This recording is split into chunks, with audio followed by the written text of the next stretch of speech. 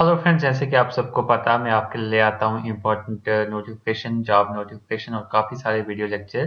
तो आज मैं आपके लिए ले आया हूँ आरसीडी का एक बहुत ही इम्पोर्टेंट चैप्टर जिसका नाम है वन वे स्लैब। ठीक है, तो आज हम वन वे स्लैब करेंगे। आज हम वन वे स्लैब को स्टार्ट करेंगे, इसलिए हम पार्ट वन से स्टार्ट करेंगे। तो वन वे स्लैब का पार्ट वन है ये। तो पार्ट वन में हम इसमें देखेंगे इंट्रोडक्शंस और इसकी क्लासिफिकेशंस देखेंगे स्लैब्स की। ठीक है, सबसे पहले हम देखेंगे स्लैब्स क्या होता है, वन वे स्लैब क्या होता है, टू वे स्लैब क्या होता है, तो सारी चीज़ें हम डिस्कस करेंगे। तो हमारे पास है इसमें वन वे स्लैब में इंट्रोडक्शन। अगर हम बात करेंगे इंट्रोडक्शन में, तो हम इसमें सबसे पहले तो डिस्कस करेंगे स्लैब्स के बारे में। Slabs are plain structural members whose thickness is quite small as compared to its other dimensions। ठीक है, तो स्लैब क्या होता है हमारे पास? स्लैब हमारे पास होता है प्लेन स्ट्रक्चरल मेंबर्स। ठीक है, जो हमारे पास स्ट्रक्चरल ये एक स्ट्रक्चरल मेंबर है, प्लेन स्ट्रक्चरल मेंबर, जिसकी जो थिकनेस है हमारे पास क्वाइट स्मॉल होती है। जिसकी जो थिकनेस होती है हमारे पास स्लैब की, वो क्वाइट स्मॉल होती है as compare to the other dimension. Other dimension के मुकाबले में इसकी थिकनेस बहुत स्मॉल होती है हमारे पास। ठीक है, slabs are mostly used as floors and roof coverings. तो फ्लोर्स के लिए इसको हम यूज करते हैं स्लैब को, और रूफ कवरिंग के लिए इसको हम यूज करते हैं। दो चीजों के लिए इसको यूज किया जाता है, एक फ्लोर्स के लिए और दूसरा रूफ कवरिंग्स के लिए। Slabs can be of various shapes. ठीक है, इसकी बहुत सारी शेप्स हैं स्लैब्स की। जैसे कि हम स्लैब्स को सर्कुलर भी बना सकते हैं, रेक्टेंगुलर भी बना सकते हैं, स्क्वायर भी बना सकते हैं, ट्रायंगुलर भी बना सकते हैं। ठीक है, जैसे कि हम स्लैब की बात करें तो स्लैब हम बिल्डिंग के लिए भी स्लैब डाल सकते हैं। बिल्डिंग में स्टोरेज टैंक्स है उसमें स्लैब डाल सकते हैं। तो और बहुत सारी चीज़ें हैं जिनमें हम स्लैब डाल सकते हैं। Slab support mainly transverse load. ठीक है, तो जो स्लैब है मेनली किस लोड को सपोर्ट करता है? ट्रांसवर्स लोड को। ठीक है, ट्रांसवर्स लोड्स को, and transfer them to end supports by bending action in one or more direction. ठीक है, तो ट्रांसवर्स लोड को सपोर्ट करता है स्लैब, और उसको ट्रांसफर करता है, जो भी एंड सपोर्ट है उनमें ट्रांसफर कर देता है। उसके बाद हम बात करें the slabs are generally design like beams. ठीक है, तो जनरली इनको बीम्स की तरह ही डिजाइन किया जाता है। ठीक है, डिजाइंड लाइक बीम्स, जैसे कि बीम्स को डिजाइन करते हैं उसी तरीके से स्लैब को भी डिजाइन किया जाता है, but on the assumption that they consist of number of beams. ठीक है, तो इसमें मतलब लाइक बीम की तरह ही डिजाइन किया जाता है स्लैब को, लेकिन इसमें एक चीज अज्यूम की जाती है कि जो स्लैब है वो मान लिया जाता है कि बहुत सारे बीम से वो बना हुआ है। ठीक है, it consist of number of beams. बहुत सारे बीम्स को अगर हम कंसिस्ट करें, या फिर बहुत सारे बीम्स की स्ट्रिप्स हैं, तो उनसे हमारे पास स्लैब्स तैयार हो जाता है। ठीक है, आप ब्रेड्थ 1 मीटर। ठीक है, जिसकी ब्रेड्थ कितनी होती है? 1 metre. For designing the slabs, the bending moments and shear forces are calculated in the same way as it is done in case of the rectangular beams। ठीक है, तो इसमें भी बेंडिंग मोमेंट कैलकुलेट की जाती है डिजाइन करने के लिए स्लैब को। बेंडिंग मोमेंट और shear फोर्सेस कैलकुलेट की जाती है, जैसे कि हम बीम्स में कैलकुलेट करते हैं, जैसे कि हमने बीम में कैलकुलेट की रेक्टेंगुलर बीम्स के लिए। The load per unit area will be considered as load per unit length। ठीक है, तो इसमें जो लोड पर यूनिट एरिया होता है उसको कंसिडर किया जाता है लोड पर यूनिट लेंथ। ठीक है, load per unit length of the imaginary beam having unit width and span length L, जिसमें कि यूनिट विड्थ हम लेते हैं और स्पैन की जो लेंथ लेते हैं वो एल लेते हैं। ठीक है, तो ये था हमारे पास स्लैब्स के बारे में। स्लैब होता क्या है? आई होप आपको स्लैब के बारे में पता चल गया होगा कि स्लैब क्या होता है। इसके बाद हम नेक्स्ट इसमें जो टॉपिक देखेंगे वो है क्लासिफिकेशन ऑफ स्लैब्स। स्लैब की क्लासिफिकेशन। ठीक है, कौन कौन से टाइप के हमारे पास स्लैब्स होते हैं, तो वो हम देखने वाले हैं। on slabs are classified into various categories as mentioned under। ठीक है, तो वेरियस कैटेगरीज हैं स्लैब्स की, मतलब बहुत सारे ऐसे हमारे पास चीज़ें हैं जिससे हम स्लैब्स को क्लासिफाई कर सकते हैं। फर्स्ट क्लासिफिकेशन है डिपेंडिंग अपॉन देयर शेप। अगर शेप के बेसिस पे स्लैब को हम क्लासिफाई करें तो हमारे पास रेक्टेंगुलर स्लैब हो सकता है, स्क्वायर स्लैब हो सकता है, सर्कुलर, ट्रायंगुलर एटसेट्रा, और भी कोई शेप इसकी हो सकती है। अगर हम बात करते हैं depending upon the ratio of long span to short span, अगर हम देखें किसके बेसिस पे रेशियो, लॉन्ग स्पैन और शॉर्ट स्पैन के रेशियो के बेसिस पे देखें तो हमारे पास स्लैब दो टाइप के हैं, one way slab and to way slab. One way slab हमारे पास कब होगा, जब हमारे पास लॉन्ग स्पैन बाय, जब हमारे पास क्या होगा, long span by short span, short span greater than और इक्वल टू 2 होगा, तो उस केस में हमारे पास क्या होगा, one way slab, one way slab, one way slab. ठीक है। अगर हमारे पास long span by short span का जो रेशियो है, long span by short span का जो रेशियो है वो अगर हमारे पास लेस देन 2 है तो हमारे पास हो जाएगा टू वे स्लैब। ठीक है। उस केस में हम स्लैब को क्या कहेंगे, टू वे स्लैब। ठीक है। तो यहाँ पे दिया हुआ है one way slab, long span by short span greater than और equal to 2, two way slab one long span by short span less than 2। ठीक है। नेक्स्ट इसको हम क्लासिफाई कर सकते हैं depending upon the different boundary conditions. अगर different boundary conditions की बात करें तो हमारे पास स्लैब जो है तीन टाइप का है, एक free edge, second simply supported and third आ गया हमारे पास बिल्ट अप। ठीक है। तो ये यहाँ पे आप देख सकते हैं, इनकी डायग्राम्स हैं, slabs with different boundary conditions. ठीक है। Next depending upon different supporting conditions, supporting conditions के अकॉर्डिंग देखें तो हमारे पास जो स्लैब है वो कितने टाइप का है, वो हमारे पास है फ्लैट स्लैब एंड दूसरा आ गया as supported slabs. Flat slab की अगर हम बात करें, they are of generally multi span slabs. ठीक है। ये जो फ्लैट स्लैब होते हैं जनरली हमारे पास मल्टी स्पैन स्लैब्स होते हैं, generally of multi span slabs. ठीक है। Which are directly supported on columns at regular intervals. तो डायरेक्टली ये सपोर्ट होते हैं कॉलम पे, मतलब डायरेक्टली कॉलम होंगे उस पे ये सपोर्ट होंगे। ठीक है। कॉलम्स एट रेगुलर इंटरवल्स के बाद। ठीक है। When head room is required. ठीक है। व्हेन हेड रूम जब हमारे पास रिक्वायर्ड होगा, जैसे कि हमारे पास हम बात करें बेसमेंट्स की, the flat slabs can be adopted. ठीक है। जैसे कि बेसमेंट्स हैं तो वहां पे हम फ्लैट स्लैब को अडॉप्ट करते हैं। नेक्स्ट हमारे पास है edge supported slab. Edge supported slab की हम बात करें, such slabs are supported on beams और ऑन वॉल्स। ठीक है। तो ये जो स्लैब्स होते हैं सपोर्टेड होते हैं बीम्स पे या फिर वॉल्स पे। ठीक है।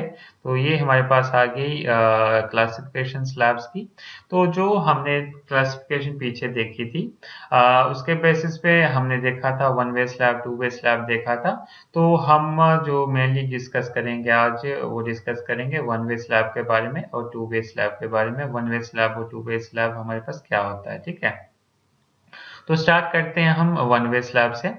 One way slab, one way slab क्या होता है, slabs which have ratio longer span to shorter span greater than और इक्वल टू 2। जैसे कि हमने पीछे देखा था कि अगर हमारे पास जो रेशियो है लॉन्गर स्पैन का, लॉन्ग स्पैन का ratio divided by short span का रेशियो जो है, शॉर्ट स्पैन का जो रेशियो है वो ग्रेटर देन और इक्वल टू 2 है, तो हमारे पास वन वे स्लैब हम उसको बोलते हैं। such slabs are also categorized as edge support slab। तो इसको हम edge support slab की कैटेगरी में भी डाल सकते हैं। ठीक है, डालते हैं। दैट इज हम बात करें slab supported on two edges or side walls। This type of slab spans in one direction. ठीक है। तो ये जो टाइप ऑफ स्लैब होता है इसका जो स्पैन होता है वो वन डायरेक्शन में होता है। ठीक है।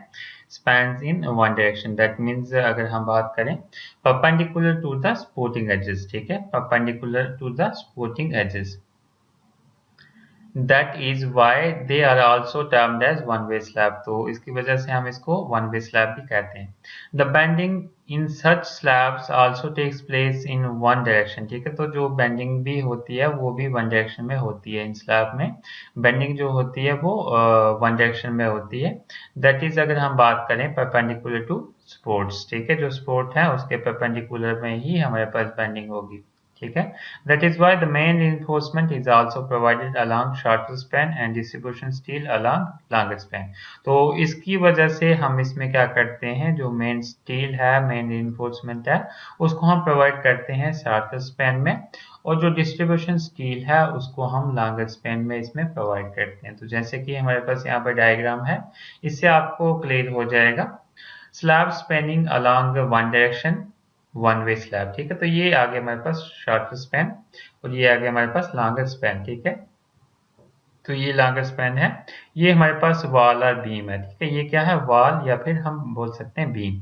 तो ये हमारे पास डिस्ट्रीब्यूशन स्टील है, this is the distribution steel, ठीक है। और यहाँ पे हम बात करें, ये आगे main steel, this is the main steel, ये आगे मेन स्टील, ये आगे डिस्ट्रीब्यूशन स्टील। तो इसमें क्या होता है, वन वे स्लैब में हमारे पास लॉन्ग स्पैन व शॉर्ट स्पैन का जो रेशो होता है वो ग्रेटर देन और इक्वल टू 2 के बराबर होता है। तो ये हमने ऊपर ही देख लिया है, ठीक है।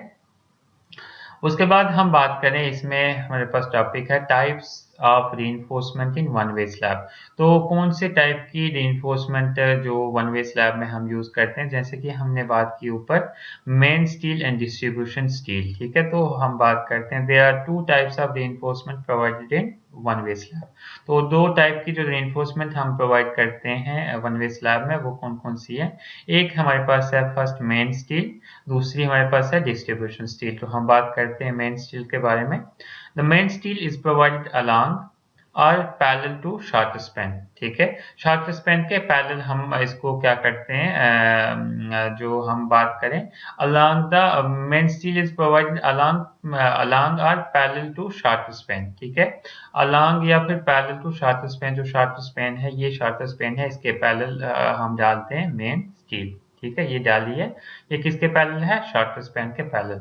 The purpose of this steel is to take, इसका क्या पर्पज है, मेन स्टील को डालने का क्या पर्पज है, to take up the loads, जो भी लोड्स हैं उसको ये मेन स्टील ले लेती है, ठीक है। टू रेसिस्ट बेंडिंग, बेंडिंग को रेसिस्ट करती है, ठीक है। ये जो मेन स्टील है बेंडिंग को रेसिस्ट करती है।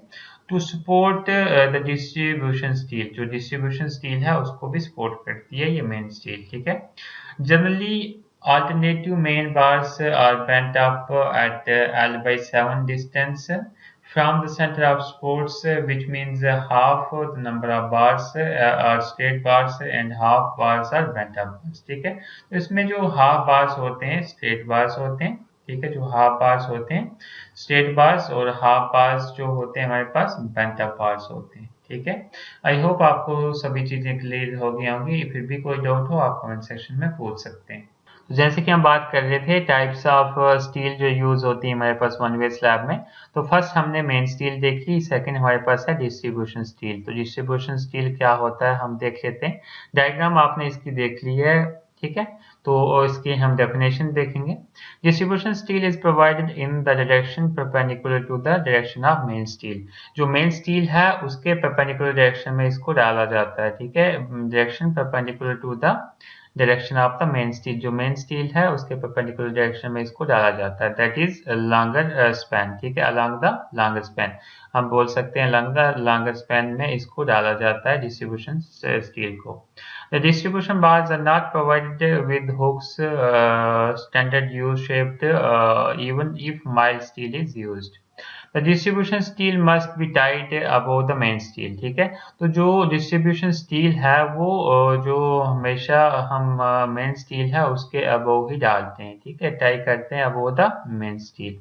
Otherwise, the lower arm distance between CG of the compressive and tensile areas will decrease and thus resulting in reduction of moment of resistance, ठीक है। तो अगर ये हम ऐसा नहीं करेंगे तो क्या हो जाएगा, लोअर आर्म जो हो जाए, लोअर आर्म जो है वो डिक्रीज हो जाएगा, ठीक है। लोअर आर्म जो है हमारे पास वो क्या हो जाएगा, डिक्रीज होएगा। लोअर आर्म का मतलब होता है distance between CG of compressive and tensile areas, ठीक है। सीजी जो कंप्रेसिव टेंसाइल एरिया का है वो हमारे पास डिक्रीज हो जाएगा, जिससे क्या हो जाएगा, मोमेंट ऑफ रेसिस्टेंस क्या होगा हमारे पास रिड्यूस हो जाएगा, कम हो जाएगा, ठीक है। तो यहाँ पे हमारे पास मोमेंट ऑफ रेसिस्टेंस का फार्मूला है equal to compressive tensile force into lever arm, ठीक है। Moment of resistance equal to compressive tensile force into lever arm. तो ये आप यहाँ पे देख सकते हैं, ये फार्मूला आप रिमेम्बर कर सकते हैं। It is clearly seen from the above relation that moment of resistance is directly proportional to the lever arm. तो जो मोमेंट ऑफ रेसिस्टेंस है वो डायरेक्टली प्रोपोर्शनल है to the lever arm. Directly proportional to lever arm का मतलब हो गया कि लेवर आर्म अगर हमारे पास डिक्रीज करेगा तो हमारे पास मोमेंट ऑफ रेसिस्टेंस भी डिक्रीज करेगा, ठीक है। उसके बाद हमारे पास इसमें टॉपिक है purpose of providing distribution steel. तो क्या पर्पस है डिस्ट्रीब्यूशन स्टील को प्रोवाइड करने का, तो हम देख लेते हैं। It keeps the main reinforcement in position. जो मेन रीइंफोर्समेंट और मेन स्टील हमने डाली है उसको पोजीशन में रखने के लिए हम इसका यूज करते हैं डिस्ट्रीब्यूशन स्टील का। The most important purpose for providing distribution steel is to distribute the concentrated load coming over the slab, ठीक है। तो इसका जो मेन पर्पस है, जो हमारे पास डिस्ट्रीब्यूशन स्टील है, इसको डालने का मेन पर्पस क्या है, to distribute the concentrated load. जो कंसंट्रेटेड लोड है, पॉइंट लोड है, जो स्लैब से आता है ओवर द स्लैब, स्लैब के ऊपर से जो आता है पॉइंट लोड, तो उसको ये डिस्ट्रीब्यूट करता है। तो ये इसका मेन पर्पस है, ठीक है। नेक्स्ट इसमें जो पर्पस है, it helps in resisting shrinkage and temperature stresses, ठीक है। तो जो भी श्रिंकेज है या फिर टेम्परेचर स्ट्रेसेस है, तो उसको क्या करता है, ये रेसिस्ट करता है। And that is why it is known as a it is known as stress reinforcement. तो इसकी वजह से इसको हम स्ट्रेस रीइंफोर्समेंट भी बोलते हैं। डिस्ट्रीब्यूशन स्टील को हम स्ट्रेस रीइंफोर्समेंट भी बोलते हैं। तो ये क्वेश्चन जो है 2 नंबर में आ सकता है कि डिस्ट्रीब्यूशन स्टील जो है उसको हम और क्या कहते हैं, तो इसको हम स्ट्रेस रीइंफोर्समेंट भी कहते हैं, ठीक है। तो आज के लिए हम इतना ही करेंगे। नेक्स्ट जो पार्ट है उसमें हम देखेंगे 2 वे स्लैब के बारे में। आई होप आपको सभी चीजें क्लियर हो गई होंगी। फिर भी आपको कोई भी डाउट हो आप कमेंट सेक्शन में पूछ सकते हैं। Thank you.